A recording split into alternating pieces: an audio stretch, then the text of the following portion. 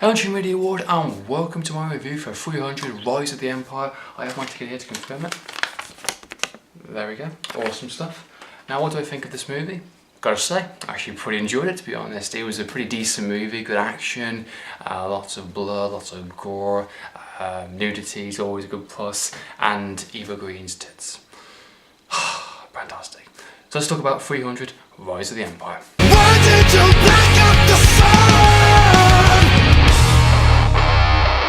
So 300 Rise of the Empire is a sequel slash prequel to the first 300 movie starring with Leonidas and the Spartans. That was kind of like a one man's kind of like a little army going against the actual Persian gods in a sense. This one involves around what's happening between that and what follows after it, and leading up to the Greece alliance in a sense, going up against the full-on Persians.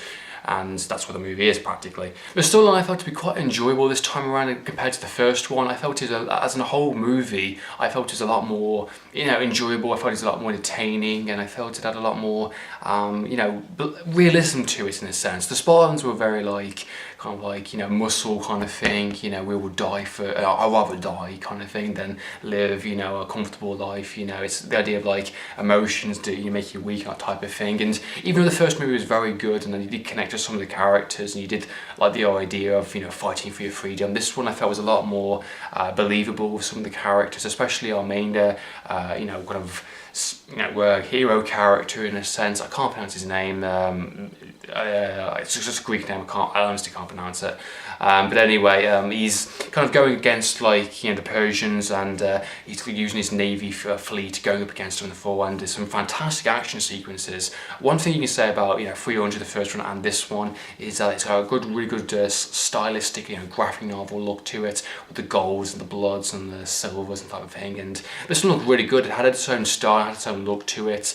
This one's a nice on the actual navy on the seas kind of thing like that, and I really liked the action. Even though there's a lot of CGI in this, which you can clearly tell, I felt it was appropriate. It made more sense to do CGI in a comic book fashion than it was to do CGI in just a standard movie. It looked a bit more tacky, but this one actually complements the style, and the fact it's in 3D as well actually benefits the movie overall. And the whole blood splats and stuff like that and slow-mo is actually, I felt, quite entertaining and quite fun, and I actually really got a kick out of it. And it was really good. There's some cheesy moments obviously there with the lines, and I'd rather die on my feet than to live on my knees kind of thing like that. I thought the kind of motivational speeches were quite interesting and quite like hoo-ah kind of thing, get in there. And Eva Green's character I felt was the best performance out of the entire thing.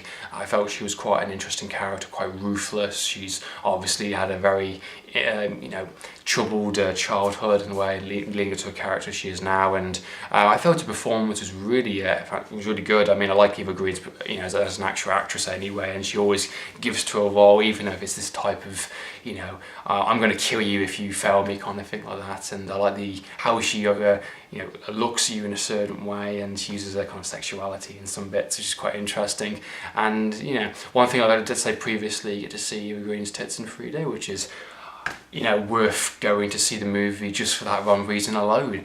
But putting that aside, the movie's not trying to set out to do anything else. It is quite predictable. Something's going to come. If you've seen the 300 first movie, you know exactly what's going to happen in a sense. You know what's all leading up to.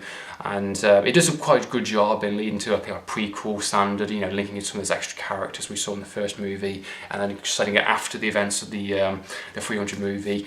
And it's obviously leading into one giant battle, one epic battle it's going to lead into, which is the third movie if they do manage to do one, which I think they will. And I personally would like to see a third movie. I came out the cinema quite satisfied. I got my money's worth, even though I didn't pay for it to see the cinema, obviously. It was enjoyable. There's nothing much I can say apart from that. If you're a fan of the 300 first movie, you definitely enjoyed this one for sure. I felt personally it was a little better than the first one, just for personal taste, just for characters, just for the idea of, on the seas, on the navy, it's very different. It's not, on ground as much. It's, it's got a good look to it, and I thought the 3D works quite well. I thought the graphic novel style, I thought it was quite well. Acting was standard, nothing special, but it's an entertaining movie. I want there to continue to be entertained, to enjoy a good experience for an hour and 40 minutes odd, and I got exactly that. So can't complain. So 300 Rise of the Empire is a pretty decent movie, definitely worth going to see in the cinema for sure. It's definitely worth owning on Blu-ray and DVD.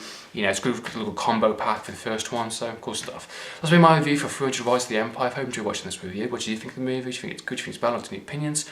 Comment down below. So in the meantime, I'm Stream TV.